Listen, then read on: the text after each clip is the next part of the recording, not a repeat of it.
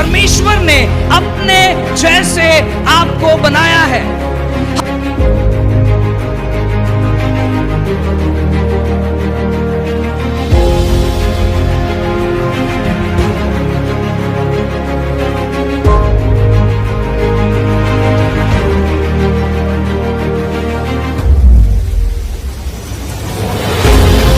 कैसर का है वो कैसर को दिया जाए, और जो परमेश्वर का है वो परमेश्वर को दिया जाए।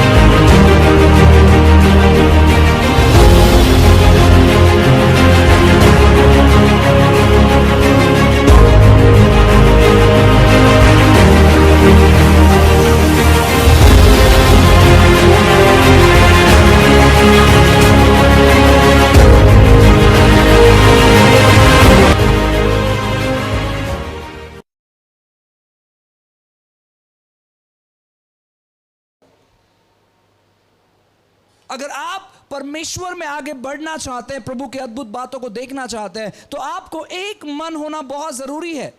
ऐसे लोगों के साथ संगति करो जो एक मन के हैं।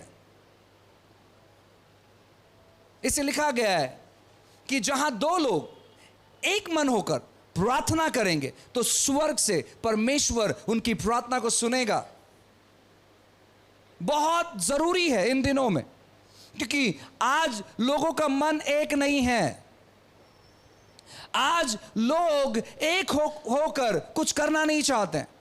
आज लोग अलग होकर कुछ करना चाहते हैं, यानी मैं अकेला सब कुछ कर सकता हूं। परमेश्वर ने अकेले चीजों करने के लिए नहीं बुलाया है। यीशु मसीह उद्धारकर्ता, सृष्टिकर्ता, जिन्होंने सूर्य को बनाया है, जिन्होंने चंद्रमा को बनाया है, जिन्होंने सितारों को बनाया है, जब वो पृथ्वी पर आए, जब उन्होंने सेवा करने का ठाना, 30 साल के उम्र में उन्होंने क्या किया? उन्होंने अपनी सेवकाई शुरुआत की और 12 लोगों को चुना। वो अकेले सब कुछ कर सकते थे, सब कुछ कर सकते थे। आज परिवारों में समस्या क्यों है? कलीसियाओं में समस्या क्यों है? दोस्तों में समस्या क्यों है? क्योंकि 5 में से 2 अलग रहते हैं और 3 अलग रहते हैं।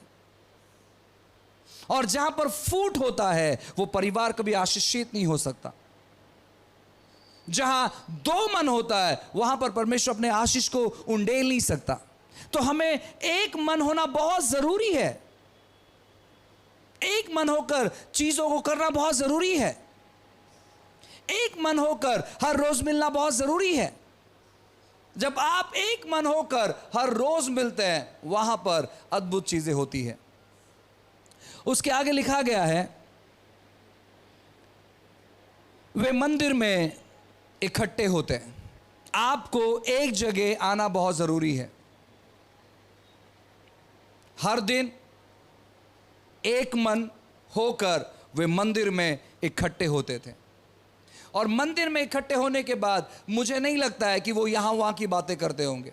मंदिर में इकट्ठे होने के बाद वे परमेश्वर की आत्मिक बातों में वे अपने आप को मग्न रखते थे। आज बहुत सारे लोगों को प्रार्थना करना, प्रभु के वचन को पढ़ना, मध्यस्थी करना, आराधना करना, स्तुति करना, ये थोड़ा सा बोरिंग चले जाता है। वो कहते हैं कि अरे यार ठीक है, कभी कभार अच्छा लगता है, लेकिन रोज नहीं। हमें सीखना है इन चीज़ों को, हमें समझना है, क्योंकि जब आप इन बातों को प्रतिरोज अपने जीवन में करना चालू करेंगे, परमेश्वर आपसे वार्तालाप करना चालू करेगा, परमेश्वर आपको इस्तेमाल करना चालू करेगा। ये सामान्य लोग थे, ये वो लोग थे जिन्होंने यीशु मसीह को नकारा था, ये वो लोग थे जो स्वभाव से अच्छे नहीं थे, ये वो लोग थे जिनके अंदर बराबर विश्वास नहीं था, ये वो लोग थे जो डरपोक थे, ये वो लोग थे जो सुसमाचार नहीं सुनाना चाहते थे, ये वो लोग थे जो छुप रहना चाहते थे। लेकिन बाइबल कहता है कि जब पवित्र आत्मा इन लोगों के ऊपर आया, इन्होंने क्या किया? ये प्रतिरोज मिलते गए, क्योंकि जब आप इकट्ठे होते हैं, जब आप मिलते हैं, वहां पर आपकी ताकत बढ़ जाती है।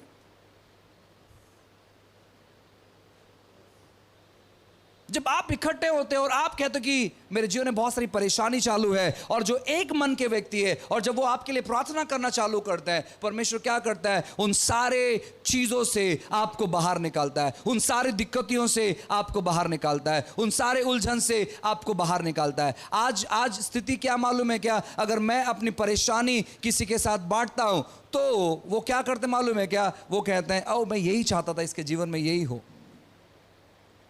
इसके जीवन में इसी प्रकार की स्थिति हो, इसके जीवन में इसी प्रकार की परिस्थिति हो, इसके जीवन में इसी प्रकार का हालात हो। मैं प्रार्थना तो कर दूंगा थोड़ा सा, लेकिन मैं मन में बहुत खुश हूं क्योंकि मैं ऐसे ही इस व्यक्ति को देखना चाहता था। आज लोग हमारे उन्नति को नहीं देखना चाहते, आज लोग देखना चाहते कि हम नीचे गिरे हुए हैं।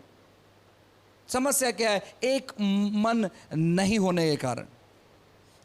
हमें क्या करना है? हमें विचार करना है, हमें सोचना है, हमें इसके लिए प्रार्थना करना है, इसके लिए मध्यस्थी करना है कि परमेश्वर, हम हर रोज एक मन होकर आपके मंदिर में इकट्ठा होना चाहते हैं।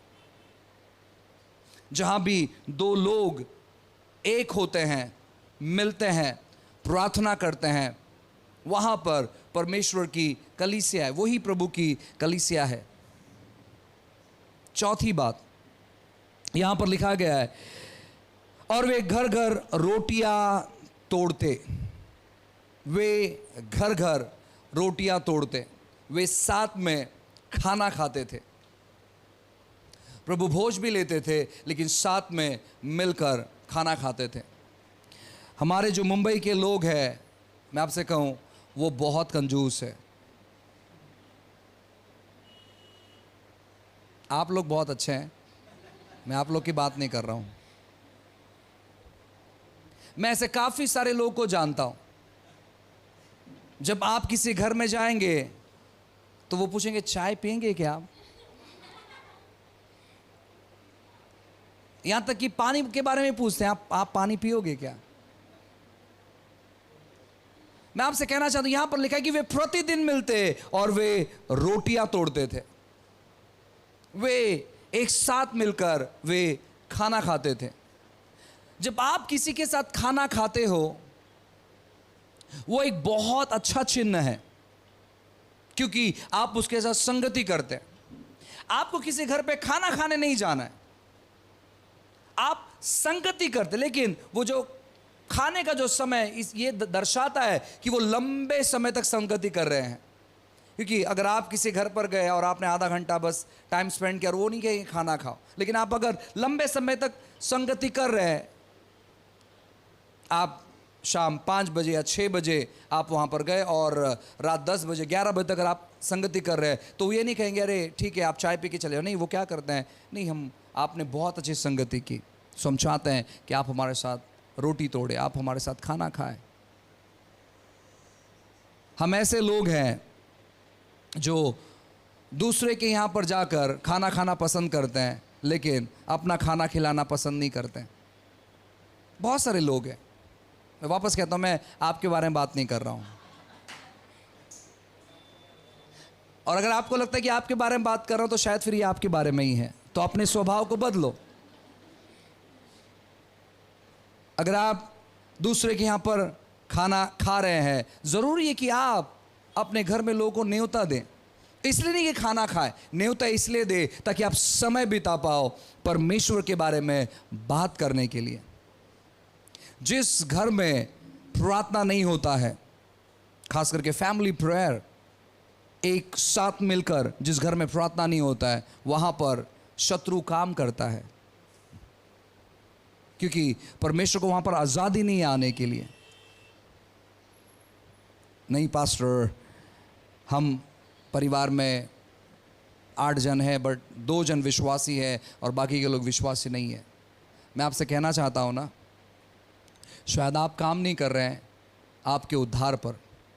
बाइबल का वचन कभी झूठा नहीं हो सकता। उसने कहा कि मैं तेरा और तेरे घराने का उद्धार करूंगा।